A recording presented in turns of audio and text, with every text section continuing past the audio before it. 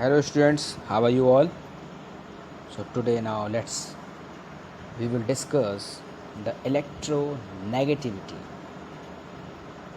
So the electronegativity, that is, we have a simple definition. It's a negativity, that is a qualitative measure of the ability of an atom in a chemical compound to attract sheer electron to itself. It is called electronegativity. As we can say that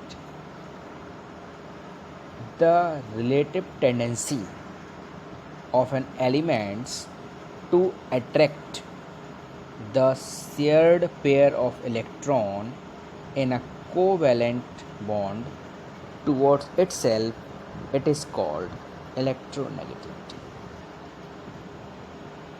Okay, now it is a relative property, therefore it has no unit. Okay, unlike other atomic properties like ionization enthalpy, electron gain enthalpy, etc., which is related to individual atom in the gaseous state,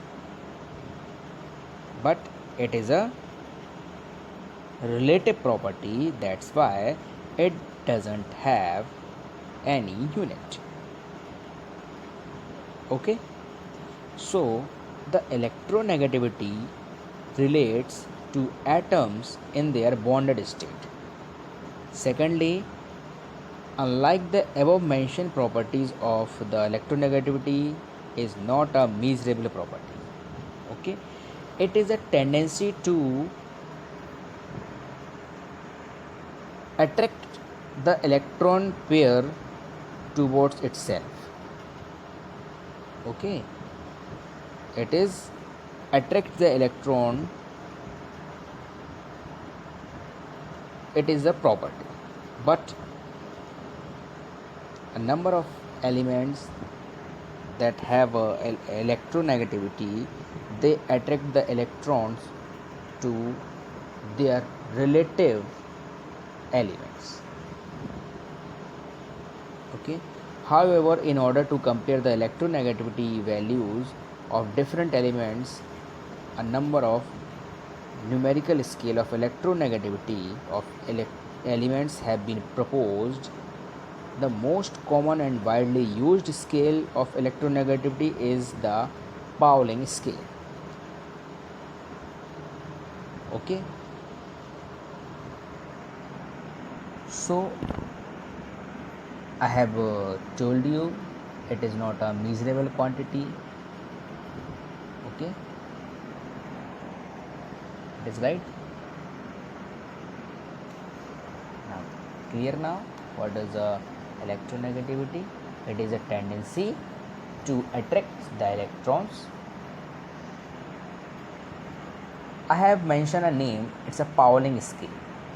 So the scientist Linus Pauling, an American scientist, in 1922 assigned arbitrarily a value of 4.0 to fluorine. Means fluorine is the high electronegative elements according to Pauling, because their electronegativity on Pauling scale is 4. So the elements considered to have the greatest ability to attract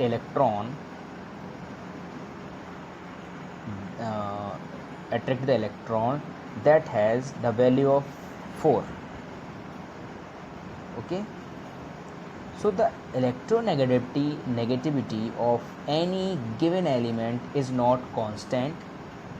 It varies depending on the elements to which it is bonded or with which it is bound. Though it is not a measurable quantity, I have told you,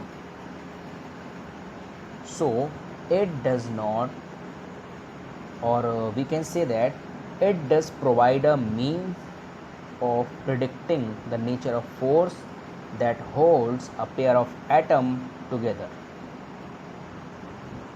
a relationship that you will explore later. also.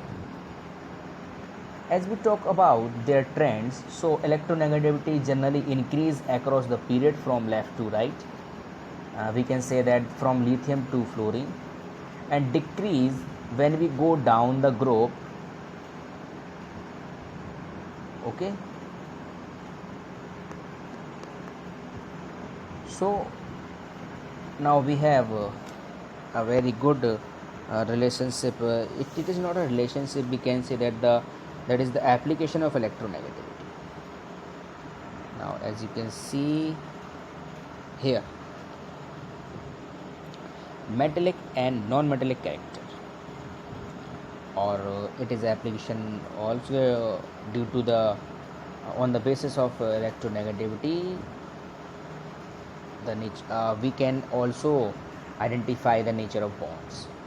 Okay, so let's discuss the nature of bonds firstly.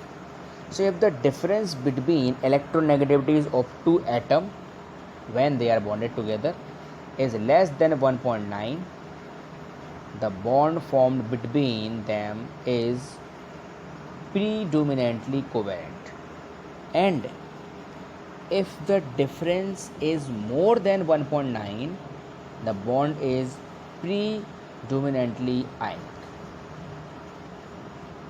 But if the difference is 1.9, the bond is 50% ionic and 50% covalent.